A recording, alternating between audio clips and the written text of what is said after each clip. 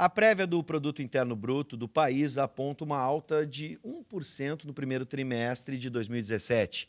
Esse índice indicaria o fim da recessão econômica. Já podemos comemorar? Esse é o assunto que a gente discute com o economista Sérgio Capron e o consultor em economia da Federação das Câmaras de Dirigentes Lojistas do Rio Grande do Sul, Eduardo Starosta. Sejam bem-vindos. Bom, a gente tem aqui, gostamos sempre do debate, da discussão. Primeira pergunta, qual o tamanho do otimismo de cada um, né? Muito otimista, pouco otimista, mas de fato, esse número já aponta uma melhora, não sei se significativa ou não, vocês que vão me dizer agora. Vou começar com o Sérgio, por favor. Boa noite. O otimismo ainda é pouco, né? Se pensar no lado de otimismo é que em algum momento tem que haver o fundo do poço. Esse é o lado do otimismo. A questão é quando que ele vai acontecer. Então, em primeiro lugar, os sinais hoje da economia, a manchete de hoje é o PIB trimestral, é o primeiro trimestre deste ano, contra o trimestre do ano passado. Ele dá um certo otimismo, mas os dados são contraditórios. Porque se a gente olhar os dados de emprego, dados de serviço e do comércio entre o mês de março e abril, portanto já entra no segundo trimestre, que é um dado mais recente, né? Eles são contraditórios. Algum momento de queda e um momento de aumento e outro momento de queda. Então, eu diria assim, que se estamos mais ou menos batendo no fundo do poço, que seria o lado do otimismo, de outro lado, eu não vejo nenhum elemento que possa dizer que nós estaríamos entrando em algum processo de recuperação, certo? E, pelo contrário, né? Quer dizer, hoje o dado mais assustador para mim, em termos de economia, é o termo de desemprego. Né? Nós temos 14,2 milhões de desempregados, é o último dado oficial. Isso é um dado assustador, isso é um dado terrível para a economia, para as pessoas, para as famílias, para o comércio, para o serviço, para a indústria.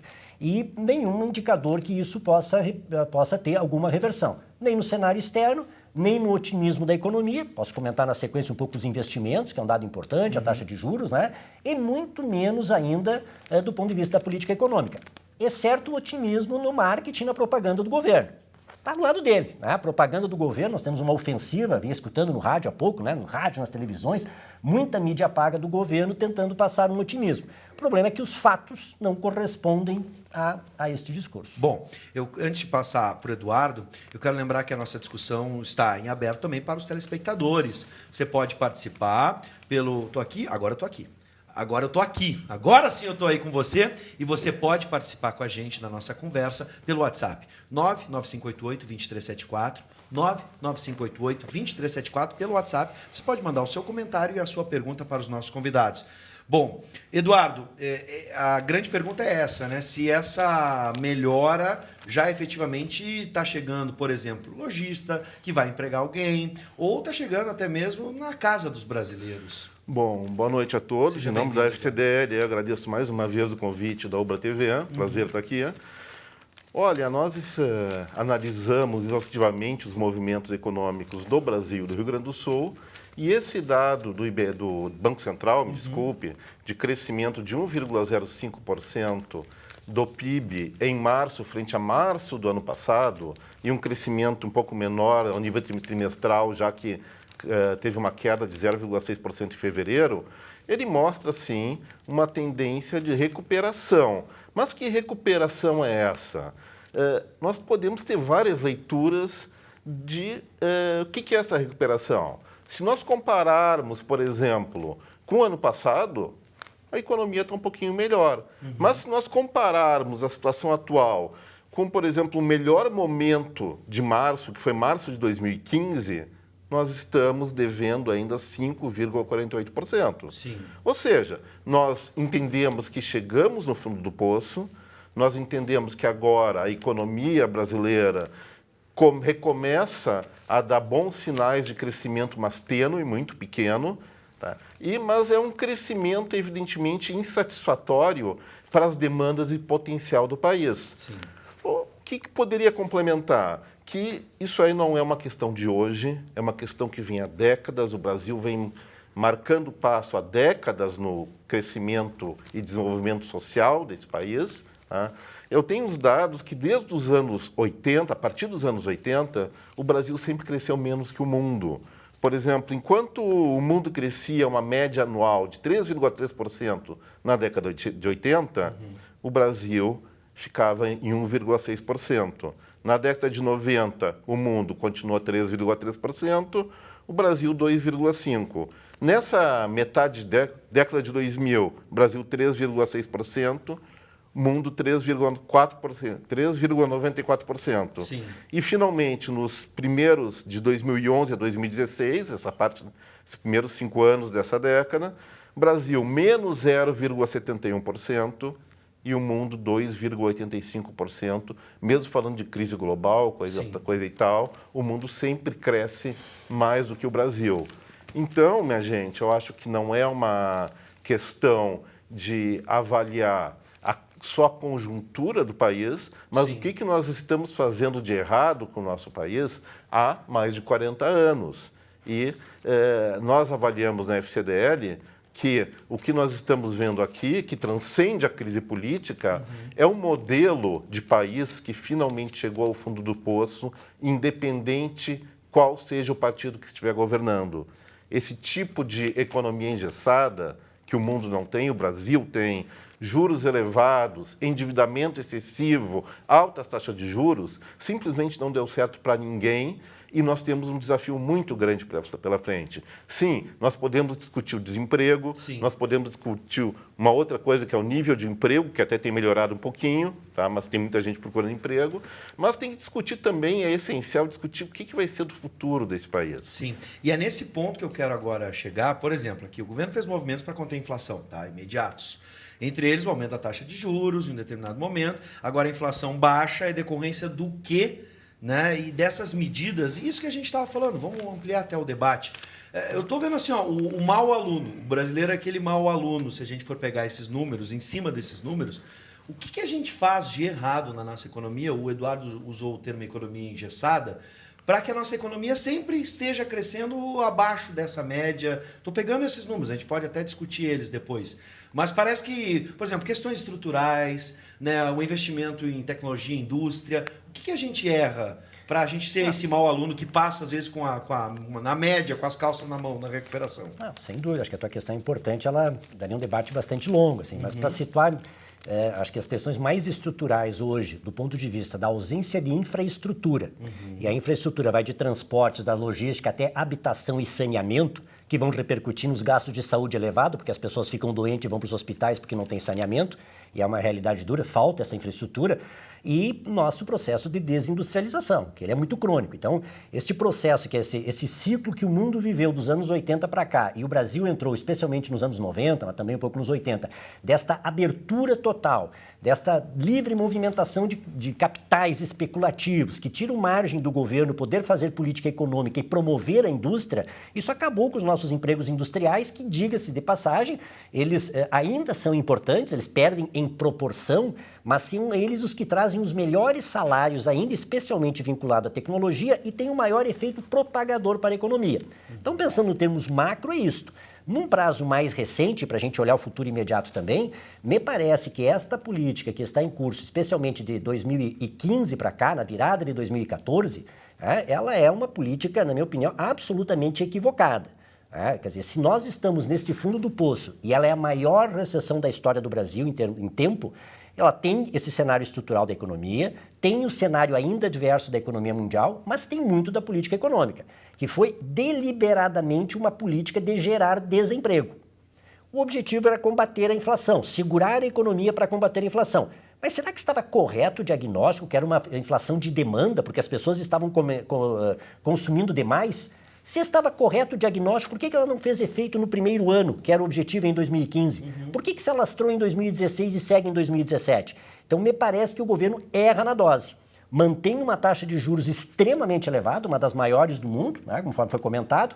Deve anunciar nos próximos dias o Copom uma queda da taxa de juros, mas nós não podemos nos enganar, porque ela, se vai cair de 11,25 para 10, que é a aposta mais otimista, ainda assim nós vamos estar com uma taxa de juros reais de 5, 6%. A Argentina tem 3,5%. O México tem 2,6% de taxa de juro real, ou seja, a diferença da nominal, tirando a inflação, quanto é a taxa de juros real. É altíssima. E o governo, num corte de gastos aí tremendo, quer dizer, tanto por um lado segurando a demanda, segurando os investimentos, a gente acompanhando, né, aqui o polo naval, para nós pegar uma indústria que era emergente numa região que era deprimida do Estado. É uma tragédia a gente ver lá um navio em construção, 3 mil operários demitidos, equipamentos de altíssima tecnologia lá, sendo sucateados, virando ferrugem, por uma opção estratégica do governo de dizer não, a Petrobras não vai mais comprar da indústria nacional, vai importar agora. Ou seja, tem motivos. Eu quero dizer que essa economia lá embaixo, ela tem motivos externos, estruturais e da política econômica. E olhando esses elementos é que eu não consigo ver o otimismo para frente de recuperada. Por quê? Desemprego em alta, não estancou o desemprego, rendimento em viés de baixa, portanto as pessoas não há expectativa que as pessoas vão consumir mais, a formação bruta de capital fixo, ou seja, o investimento. O último dado trimestral do governo, das contas nacionais indicou queda. Ou seja, o setor produtivo está investindo menos ainda. Então, dali também não vem demanda. Sim. O governo diz que continua enxugando as contas. Os municípios e os estados estão quebrados, porque a economia caiu, a arrecadação caiu, estão quebrados. Então, da onde que vai vir a recuperação da economia? Pois é, E mesmo se chega porque está acabando com o meu otimismo. Tá? Antes de passar para o Eduardo, vamos a algumas questões de telespectadores. Estatísticas é bonito o papel. Pergunta para os dois como o povo vai se alimentar com os preços exorbitantes da comida. Lembrando que somos a maioria. Lembra o Maurício. Obrigado pela participação, Maurício. A Mariellen e Claudete, é isso? Boa noite. Sou Mauro Silva, de Porto Alegre. Parabéns pelo programa. A pergunta: o brasileiro está trocando de profissão para driblar a crise, né? Eu vou pegar essa pergunta, né, do Mauro Silva, e em cima da análise do Capron, porque assim, num determinado momento se aumentou os juros para segurar a inflação. Aí, pau no povo. Aí agora baixa os juros, em determinado momento os juros estavam baixos e a inflação lá em cima. Pau no povo. Parece que se correr o bicho pega, se ficar o bicho come. A gente tem que procurar outras respostas aquém desses movimentos, como lembrou o Capron. É por aí, vocês também representam os lojistas, que acaba não ficando bom para ninguém nessa situação. Olha, eu vou concordar em parte com o Capron. Realmente, tá, o governo trabalhou com doses erradas, tá, aumentou juros por conta de uma inflação que não era de demanda, era uma inflação de emissão monetária. Ou seja, o governo com déficit de caixa, que é histórico, eu tenho dados sobre isso, tá? Tinha que financiar mais o seu déficit, a sua conta em vermelho, e passou a emitir moeda. Foi isso que causou a inflação, porque a inflação, a famosa inflação de demanda, é aquela que tem muito dinheiro e as pessoas querem consumir. Mas o consumo estava caindo em 2014 já. A partir do 7-1 que nós levamos da Alemanha, parece que o pessoal ficou meio desanimado e resolveu parar de consumir. Mas coincidiu, não é por causa disso, mas coincidiu. E com relação à pergunta, ou uma das perguntas, eu até usaria, nós estamos com músicos excelentes aqui, eu vou me lembrar de uma música, de uma canção fantástica da época dos anos 80, que era Desgarrados, eu acho que era do Mário Barbará. Sim. Que numa certa estrofe ele diz: nunca mais será, mas o que foi. Né? Sim. O que... Mas o que é lindo isso aí, mas isso aí expressa muito o que vai ser do nosso futuro. Gente, o que eu tenho para dizer para vocês? Tá? Enquanto o Brasil se debate numa crise, discute coisas que não se discute mais no mundo, porque o mundo busca eficiência, busca produtividade, busca inovar, e a partir dessa inovação busca, isso sim, consolidar frentes de desenvolvimentos, tá? Nós temos que ter consciência de que esse mundo está mudando e o Brasil, com 3% da população, não pode virar as costas para isso. Vai ter que mudar junto com o mundo, sim. Então, profissões que existem hoje não vão existir. Olha o que está acontecendo com, não vou dizer com Uber, mas vou dizer com a questão da automação dos veículos. Olha o que está acontecendo em diversas frentes, no varejo. O Vale do Silício já tem robôs que fazem um atendimento completo de entrada e saída de uma loja de um cliente. Nós não vamos ver isso aqui nos próximos 5, 10 anos, mas uma hora vai chegar isso aqui. Queira ou não queira. Queira ou não queira. Então, qual é a saída? É aumentar o nosso grau de proteção e sim, a nossa rede de proteção e acabar se enredando nessa rede, ou proporcionar condições para que essas pessoas que estão no mercado de trabalho passem a ser empreendedores e busquem, mediante qualificação, uma colocação que encontre seu céu, seu pedacinho de céu no mercado. Por mais que a gente tenha um pouco de diferenças nas perspectivas aqui, uma coisa é verdade, a gente não consegue frear as coisas que estão acontecendo no mundo e as transformações. Né? Eu quero concordar nesse sentido, assim, que a importância de incorporar tecnologias de inovação, da gente aumentar a produtividade do trabalho, isso é fundamental. O que é a produtividade do trabalho? A gente poder, com a mesma quantidade de trabalho, ter mais bens e serviços para as pessoas, né? E com isso a gente pensar até em redução da carga de trabalho, da jornada de trabalho, que talvez seja uma das causas até de raiz na crise mundial. Então a gente precisa ter esse espaço de inovação, mas para isso a gente precisa da indústria. Né? Eu concordando em grande parte, eu só divergi assim que não é na saída individual, micro, né? Assim, das pequenas firmas somente. A economia mundial hoje é extremamente concentrada, oligopolizada. Então nós precisamos entrar nesses nichos. Eu peguei o exemplo de Rio Grande para pegar um exemplo da indústria naval, porque ali desenvolve inovação. Ali nós tínhamos dezenas de pequenas e médias indústrias do Rio Grande do Sul fornecendo ali, desenvolvendo novas tecnologias em diversos municípios, ativando a economia dos municípios em função daquele carro-chefe. Especialmente isso é o que a gente na precisa. Distribuição também da Zona Sul, que foi uma Zona Sul. A Zona Sul do Fundamental. Estado ficou carente em determinado momento de industrialização, enfim. Gente, eu estou chegando aos finalmente, eu quero fazer essa pergunta. Assim, Pô, já finalmente? Passa rápido. A gente nem conseguiu brigar, poxa. Sem Intuito graça. nunca é briga, mas o debate, a exposição de ideias, e vocês estão fazendo isso com muita clareza. Bom, a reportagem da revista Carta Capital aponta que o IBGE fez mudanças na forma de calcular o PIB. O portal Brasil Debates também publicou hoje um artigo em que uma professora da UFRJ afirma que a recuperação da economia comemorada pelo governo se explica, na verdade, por uma mudança metodológica nas pesquisas do IBGE a partir de fevereiro de 2017, a qual afetou o nível das séries que compõem o IBC-BR, né?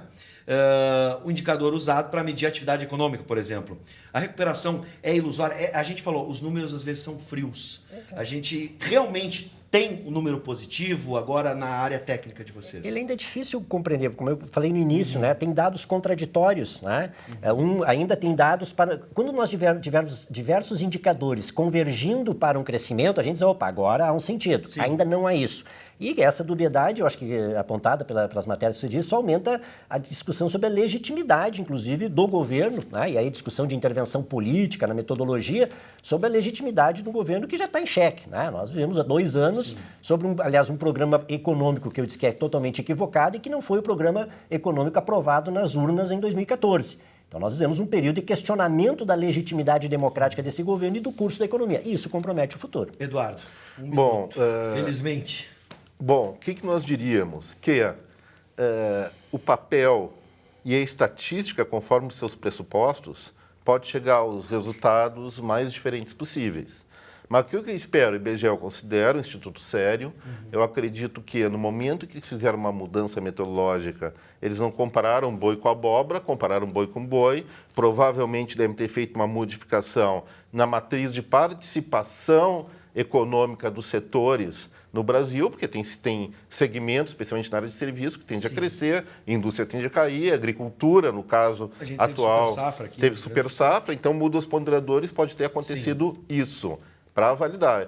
E quanto à questão da legitimidade ou não do governo, eu acredito que ele faz parte de um processo legal. Agora, o próprio Temer vai ser colocado em xeque em função da chapa. Então, para mim, enquanto os 3 poderes, mal ou bem, estejam funcionando, meio capengas, mas estão funcionando, ele é legítimo. Mas eu diria o seguinte, pelo menos usando a palavra da FCDL, as medidas atualmente adotadas pelo Temer de flexibilização das relações do trabalho, apoio à terceirização, nós consideramos legítimas e promissoras para o futuro. Mais 2 debates aí encaminhados. É para provocar mesmo. Que nós queremos mais tempo, aí eu estou provocando ele. Eu vou te dizer uma coisa assim, eu não sei se a gente vai concordar em tudo, mas uma coisa a gente concorda. O fundo do poço parece que a gente está começando a sair. Sim. Parece. Não sei, eu não sou otimista. Não sei se tira toda a cabeça, mas pelo menos a testinha já apareceu. Não, toda a cabeça, para tirar desculpa, só quando a gente recuperar, de março, os 5,5% perdidos. Talvez seja uma das explicações de ter uma crise tão profunda, quer dizer, gerar o desemprego, diminuir os salários e também criar um clima mais favorável para essas medidas tão amargas ao povo. É o famoso meio copo cheio, meio vazio. Vamos ver o quanto está meio cheio, meio vazio. Exato. Obrigado aos nossos convidados, sejam sempre bem-vindos.